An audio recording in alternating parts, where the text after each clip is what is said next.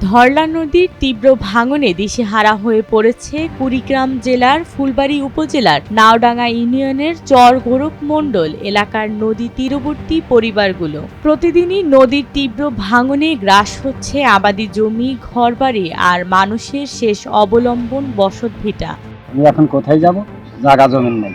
একে একে বিলীন হয়ে যাচ্ছে পরিবারগুলোর জীবনের ভিত্তি, কৃষকের জমি, ক্ষেত খামার, এমনকি মাথা গোজার ঠাঁই। কৃষক পরিবারগুলোর আর্তনাদ, গত বছরের ভাঙনে জমি ঘর সব গেছে, জানি না কাল সকালে মাথার উপর ছাদ থাকবে কিনা। বাড়ি আমি 12 বার সরাচ্ছি, আজকেও মেলা মাসে বাড়ি সরাইতেছে, আরো 1-150 বাড়ি আছে, আমার জমা জমির শেষ। গত কয়েকদিনের টানা বৃষ্টির পর উজান থেকে নেমে আসা ঢল থামলেও ধরলার ভাঙন থামেনি। মাত্র কয়েকদিনেই প্রায় 1 কিলোমিটার এলাকা নদী গর্ভে চলে গেছে। ধরলা নদীর তীব্র ভাঙনের কারণে আজ অনেক পরিবার ভিটামাটি সহ তাদের জমি জমা সহ বিলীন হয়ে গেছে। তো এখন তারা নিঃস্ব।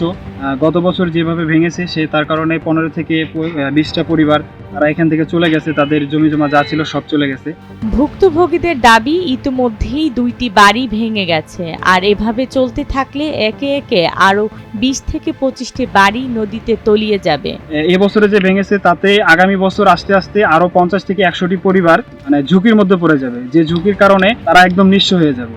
স্থানীয়দের দাবি, এখনই ব্যবস্থা না নিলে নদী আমাদের সবকিছু কেড়ে নেবে। দ্রুত পদক্ষেপ নিলে হয়তো বাঁচানো যাবে শেষ সম্বলটুকু। 1-150 বাড়ি আছে, এই বাড়িগুলো সরা নেবো, যেন সরা লাগে না। এই ধরলা নদীর খুব ভাঙন, আপনারা তাড়াতাড়ি সরকারের থেকে চাই এই নদীর শাসন চাই, নদী যেন তাড়াতাড়ি সরকারের শাসন করে। ধরলার তীরবর্তী পরিবারগুলো দিনরাত আতঙ্কে। নদীর গর্জন শোনা মাত্রই ভয়ে কেঁপে ওঠে তাদের বুক। কেউ জানে না পরের ভোরে কার বাড়ির চৌকাঠ ভেঙে পড়বে নদীর গহ্বরে।